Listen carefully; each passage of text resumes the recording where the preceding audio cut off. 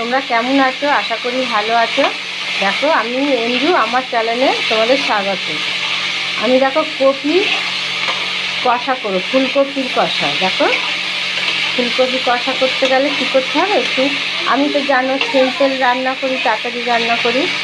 দেখো ফুলকপি আলু কেটে ভালো করে একটু ধুয়ে নিয়েছি, একটু গরম জল দিয়ে ধুয়ে নিয়েছি, কেননা এখন কপি তো সবে উঠছে, কত কীটনাশক থাকতে পারে, তার জন্য একটুখানি গরম জল দিয়ে ভালো করে ধুয়ে নিয়েছি। আর দেখো একটু নুন আর একটু হলুদ দিয়ে আমি আলু আর কপি একসাথেই ভেজে নিচ্ছি। নিয়ে আমি এবার করব মশলা। দেখো কাঁচা পাকা লঙ্কা দিয়েই করবো আমি, আজকে শুকনো লঙ্কা রান্না করব না। আর একটু রসুন দিয়েছি আর পেঁয়াজ দিয়েছি আর একটু দেবো আদা, দিয়ে আমি মিক্সিটা করে নিই, করে তোমাদেরকে আমি তারপর দেখাচ্ছি। বন্ধুরা দেখো আমি রান্নার কাছে এসেছি, আমার কপি আর আলু দেখো কত সুন্দর ভাজা হয়েছে।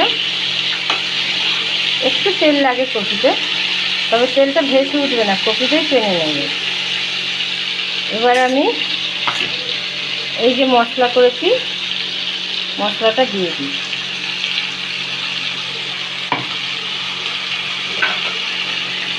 তবে মশলার মধ্যে আমি 3টে ছোটো এলাচ দিয়েছি, আর আমাকে গরম মশলা কিছু দিতে হবে না। এবার দেবো আমি দেখো হলুদ দেবো, আর একটু কাশ্মীর লঙ্কার গুঁড়ো দেবো একটু কালারের জন্য, আর একটু দেবো ভাজা জিরে গুঁড়ো করা। আর যে মিষ্টি খাবে একটু সামান্য চিনি দিতে পারো, কিন্তু আমি দেবো না মিষ্টি, আমি শুধুই করব। মিষ্টিটা দিলে মানে একটু চিনি দিলে টেস্ট হয় ভালো আরও, কারণ চিনি ছাড়াই করব আজকে, দেখি কেমন লাগে।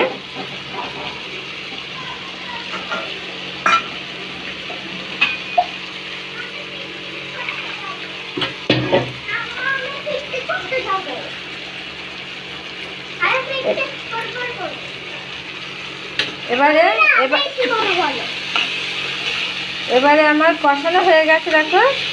এবারে আমি এই মিক্সিটা করলাম যে বাটিতে, এই যে এই জলটাই আমি দিয়ে দেবো, দিয়ে আমি ভালো করে সিদ্ধ হওয়ার মতন একটু জল দেবো, খুব বেশি জল দেবো না, আমার তো ভাজা হয়ে গিয়েছে। এবার একটুখানি শুধু সিদ্ধ হওয়ার জন্য দেবো, আর কষা কষা থাকবে। আর নামানোর সময় একটু দেব ধনেপাতা, আর একটু দেব হাফ চামচ ঘি।